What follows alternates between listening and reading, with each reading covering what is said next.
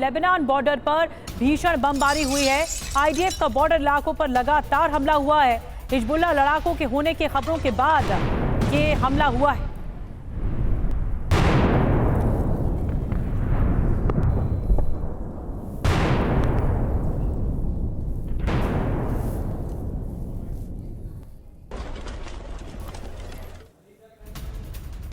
और लेबनान में UN base पर इजरायल का हमला। जी हां, यूएन फोर्स के नकोरा बेस पर रॉकेट अटैक। फ्रांस ने इजरायली राजदूत को तलब किया है।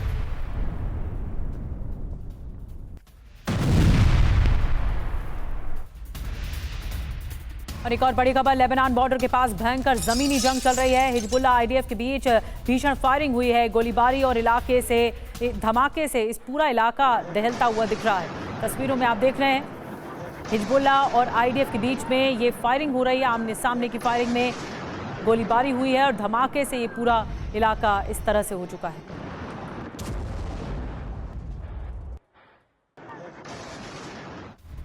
और इजरायल के संभावित हमले से डरा ईरान। ईरान को एटमी प्लांट पर हमले का डर। मिडिल ईस्ट के देशों के संपर्क में ईरान इजरायल के संभावित हमले पर ले रहा है जानकारी। इजरायल को अमेरिका रोके, ये कहा गया है।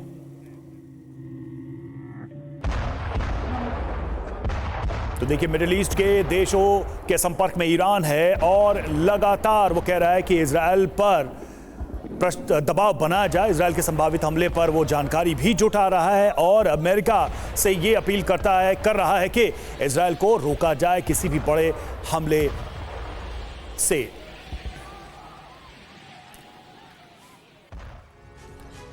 तो ईरान का डर सामने आया। इजरायल के संभावित हमले के बाद ईरान को एटमी प्लांट पर हमले का डर है। खबर आपको बताते हैं क्या है। हमले से पहले भी ईरान डरा हुआ है। इजरायल के संभावित हमले से घबराया हुआ है ईरान। हमला कितना बड़ा होगा जानने की कोशिश की जा रही है। मिडिल ईस्ट के देशों से जानने की कोशिश की जा रही है। अब डर क्या है ये भी जानिए। ईरान पर बहुत बड़ा हमला करेगा इजरायल।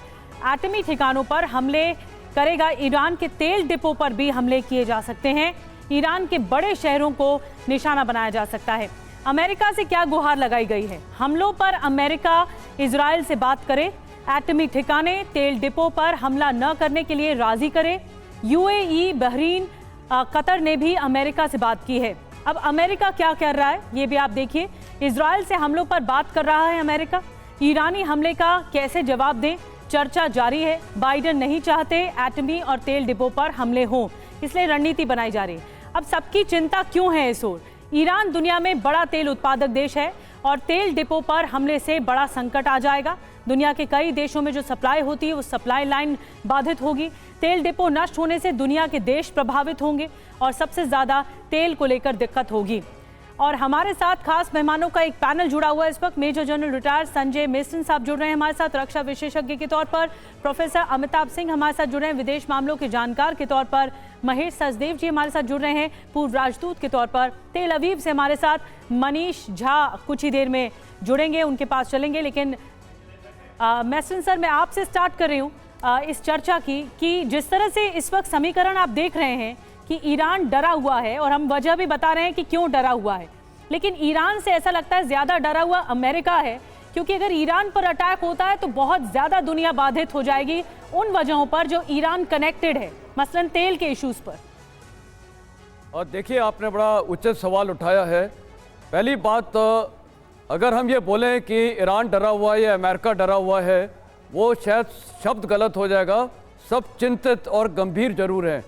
अभी लड़ाई में ये स्टेज है कि कोई अपना डर नहीं दिखा सकता है।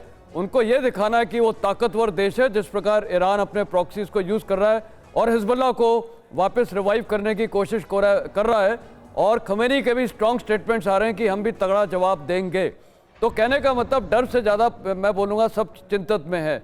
लेकिन एक देश है इजराइल, उसकी स्ट्रैटेजी बहुत क्लियर है। वो टारगेट्स को स्ट्राइक करेगा। कब करेगा? लेट भी कर सकता है, जल्दी भी कर सकता है, लेकिन मेरे को लगता है कि वो आम तौर पे अभी थोड़ा डिले करेगा। उसका कारण ये है कि उसका फोकस अभी हिजबुल्लाह फ्रंट पे है। जब तक हिजबुल्लाह फ्रंट का मेरे ख्याल लितानी रिवर तक वो कैप्चर नहीं करेगा, जिसमें समय लगेगा, काफ़ी कैजुअल्टीज भी हो सकती है दोनों तरफ की, और कमांड कंट्रोल स्ट्रक्चर जो उसकी कोशिश है डिस्ट्रॉय करने का, उसके बाद शायद उसका फोकस ईरान में जाएगा और हो सकता है जल्दी भी हो। यूएन जो यूएस इलेक्शंस होने हैं उसके ऊपर भी प्रभाव हो सकता है। तो देखिए काफी एंगल्स हैं, काफी डायमेंशंस है, क्या होगा बिल्कुल इसको प्रिडिक्ट करना बहुत ही मुश्किल है। प्रिडिक्ट करना मुश्किल है, लेकिन एक प्रिडिक्शन हर तरफ से है कि ये जंग अभी रुकने वाली नहीं है, ये तनाव अभी खत्म होने वाला नहीं है, बल्कि बढ़ने के आसार ही दिखाई दे रहे हैं। और देखिए इजरायल से बहुत बड़ी खबर सामने आ रही है। इजरायल में बड़े आतंकी साजिश नाकाम हुई है। बड़े आतंकी हमले से बाल बाल बचा इजरायल। कार बम से इमारतों को उड़ाने की साजिश थी। तेल अवीव की ऊंची इमारत टारगेट पर थी। 5 इजरायली नागरिक इस साजिश में गिरफ्तार हुए हैं। मनीष हमारे साथ इस वक्त जुड़े हुए ज्यादा अपडेट के साथ। मनीष, क्या जानकारी मिल रही है इस आतंकी षड्यंत्र को लेकर, और क्या यह माना जाए कि अब इस तरह की घटनाएं या इस तरह की कॉन्स्पिरेसी एक रेगुलर रूटीन होने जा रहा है इजरायल के लिए? बिल्कुल, देखिए वो कहते हैं ना कि जब मुसीबत आती है तो चारों तरफ से आती है, और ऐसे वक्त में जब इजरायल ऑलरेडी 7-8 फ्रंट पर युद्ध लड़ रहा है, ऐसे में डोमेस्टिक फ्रंट पे भी अचानक इस तरह की घटनाएं सामने आई है। इजरायल की खुफिया एजेंसी सिनबेट और लोकल पुलिस ने एक ऑपरेशन के तहत 5 अपने ही नागरिकों को अरेस्ट किया है, और जिन पर आरोप है कि वो एक कार बॉम्ब के जरिए इजरायल के सबसे ऊंची बिल्डिंग में से एक, जो तेल अवीव के मॉल है, उसको उड़ाना चाहते थे। यानी प्लान ये था कि कार में एक्सप्लोसिव रहता और उस एक्सप्लोसिव के साथ वो कार की उस बिल्डिंग में जाते और फिर पूरी बिल्डिंग में धमाका होता। और आप सोचिए कि उसके बाद कितनी बड़ी वारदात होती। तो एक हाई राइज बिल्डिंग को उड़ाने का ये प्लान था, और लेकिन ऐसा कुछ होने से पहले ही उन 5 लोगों को पकड़ लिया गया है। ये आरोप है सिनबेट का और लोकल पुलिस का।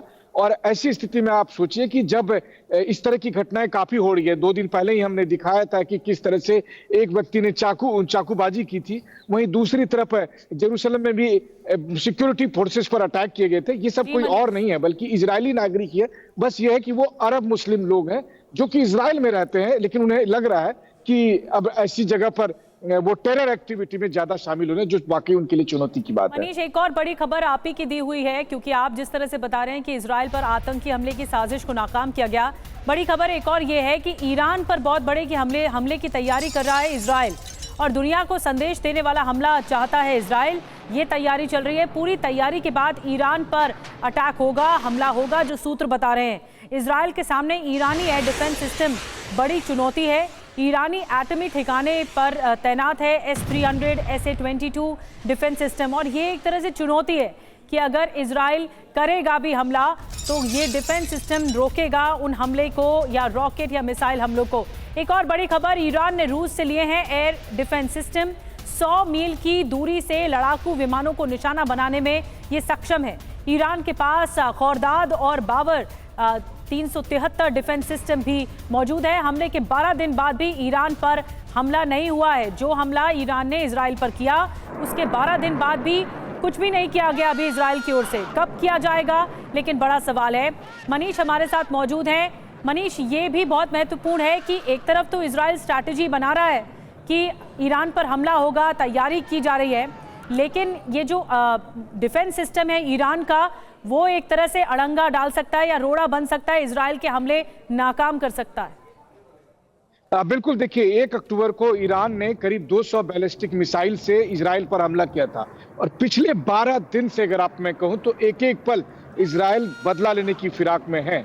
लेकिन 12 दिन बाद भी इजराइल ने अब तक ईरान पर इसलिए हमला नहीं किया है क्योंकि सबसे बड़ी बाधा जो है वो है ईरान के पास मौजूद एयर डिफेंस सिस्टम, जो कि फिलिस्तीन में यानी कि गाजा के हमले के दरमियान या लेबनान में हमने नहीं देखा था। और इसलिए इजराइल चाहता है कि हमला ऐसा हो कि उसको नुकसान ना पहुंचे, क्योंकि उन्हें आशंका है कि भले ही इजराइल के पास F-35 जैसे दुनिया के सबसे उन्नत किस्म के फाइटर जेट है, लेकिन इजरायली फाइटर पायलट सबका यह मानना है कि जब आप F-35 में बम को लेकर, हथियार को लेकर अटैक करने जाते हैं, तब वो रडार की पकड़ में आ जाते हैं, तब वो एयर डिफेंस की जद में आ जाते हैं। और ऐसी स्थिति में ईरान के पास जो एयर डिफेंस सिस्टम है, उससे उस पर अटैक किया जा सकता है। एक बात खाली मैं जोड़ दूं आपको रवि, खबर यह है कि अगले 12 घंटे के भीतर हो सकता है कि इजराइल हमला करे, क्योंकि इजराइल ने टारगेट लॉक कर लिया है। उन्हें कहां हमला करना है, कहां होगा नहीं पता, ये बहुत बड़ा इनपुट दे रहे हैं आप मनीष, ये बहुत बड़ी जानकारी टीवी 9 भारतवर्ष पर मनीष सीधे इजराइल से दे रहे हैं कि अगले 12 घंटे में बड़ा हमला हो सकता है, क्योंकि टारगेट लॉक किए जा चुके हैं इजराइल की तरफ से। और इजराइल पर हिजबुल्लाह का हमला चंद मिनटों में 30 से ज्यादा रॉकेट दागे हैं। उत्तरी इजराइल में गलीली को टारगेट किया गया है। तो ये कि हिजबुल्लाह लगातार हमले कर रहा है। ये स्थिति तब है जब एक बड़े अटैक की तैयारी में इजराइल है, लेकिन हिजबुल्लाह की तरफ से भी ये रॉकेट हमले जारी है। और एक और बड़ी खबर, विनाशक बमबारी से कांपा दक्षिण लेबनान। सिडोन में आईडीएफ की लगातार बमबारी हुई है। हिजबुल्लाह के ठिकानों पर भीषण हमले हुए हैं।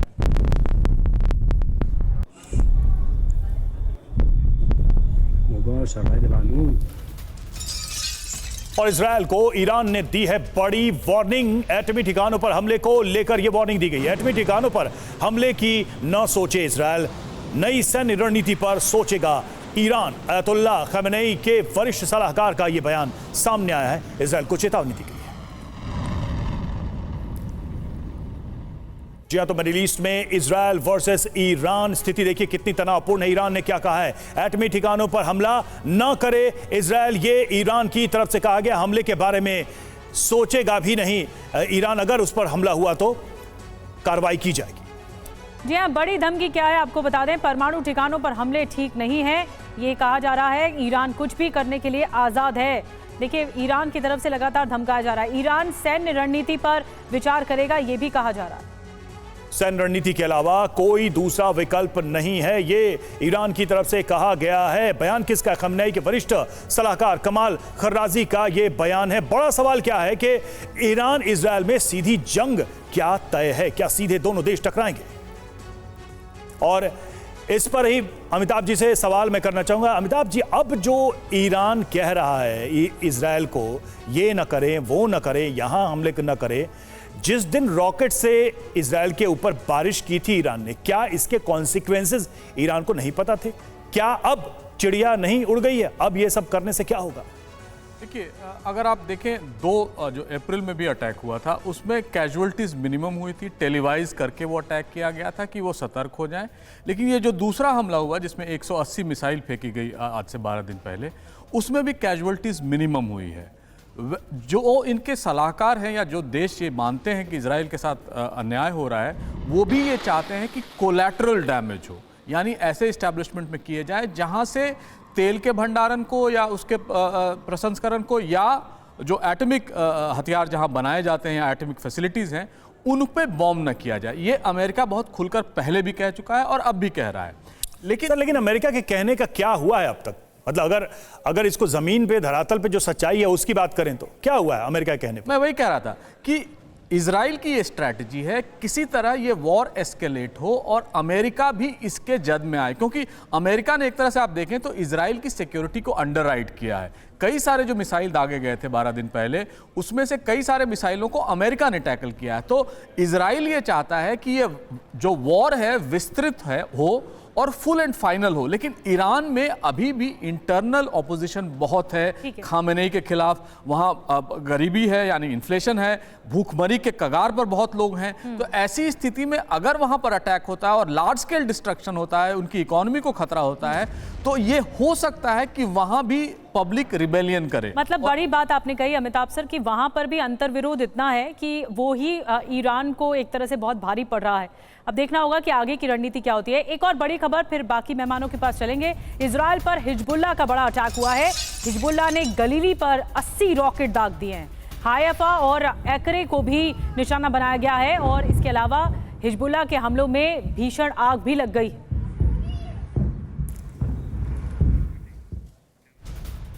और इस बीच हिजबुल्लाह का इजराइल पर ड्रोन अटैक। लेबनान से तेल अवीव के पास ड्रोन से हमला, ड्रोन धमाकों से दहला इजराइल का हर्जिलिया। रिहायशी इलाके में ड्रोन से विस्फोट किया गया।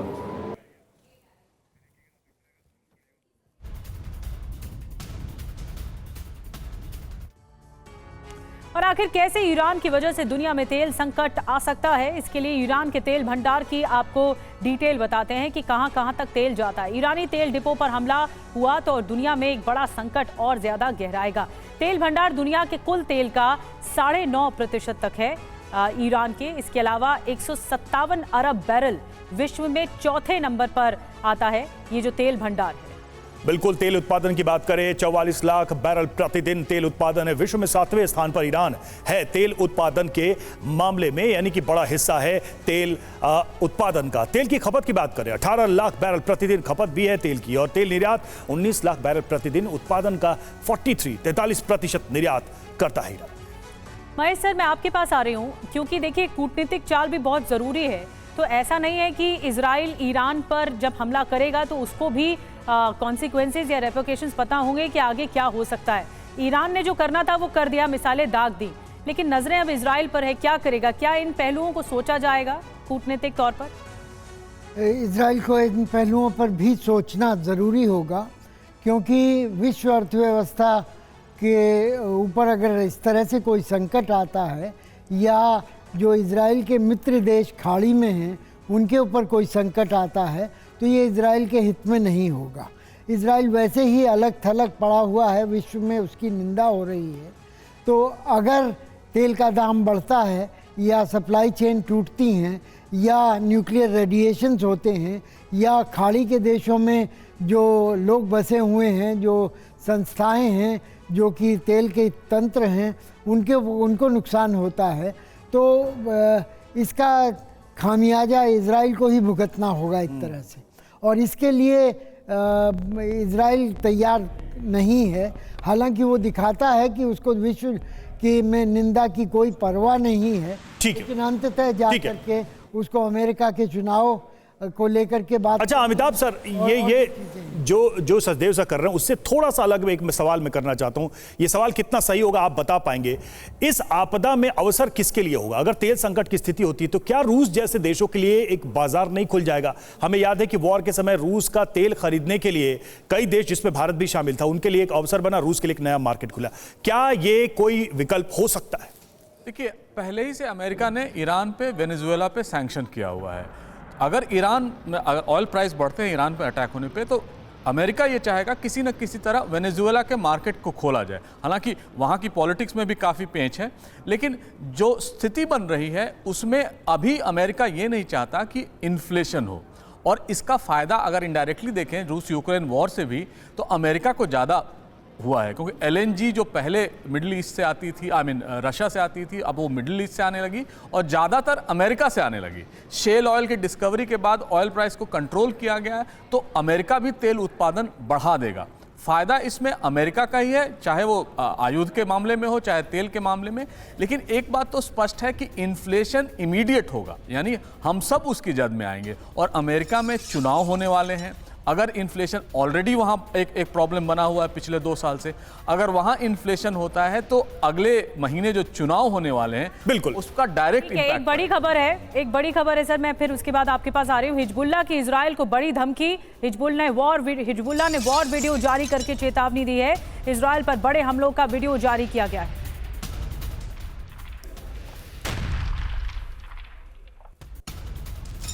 रूसी राष्ट्रपति पुतिन से मिले ईरानी राष्ट्रपति पेजेश्कियान।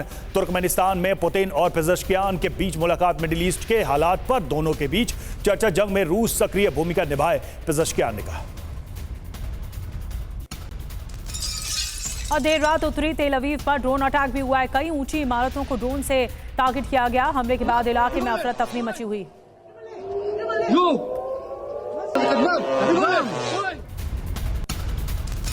उत्तरी तेल अवीव के हर्जेलिया में गिरा ड्रोन गिरने से इमारतों को पहुंचा नुकसान। यमन से हूती विद्रोहियों के ने किया है हमला। इजरायल ड्रोन इंटरसेप्ट करने में नाकाम रहा। एक और बड़ी खबर इजरायल से जंग पर हिजबुल्लाह का दावा सामने आया। लेबनान में IDF को भारी नुकसान हुआ है। हिजबुल्लाह ने IDF का ग्राउंड ऑपरेशन रोक दिया है। अल मुशर्रफा लेबनान में IDF को नुकसान हुआ है, और इसके अलावा IDF टैंक से हमला करने में भी नाकामी मिली है।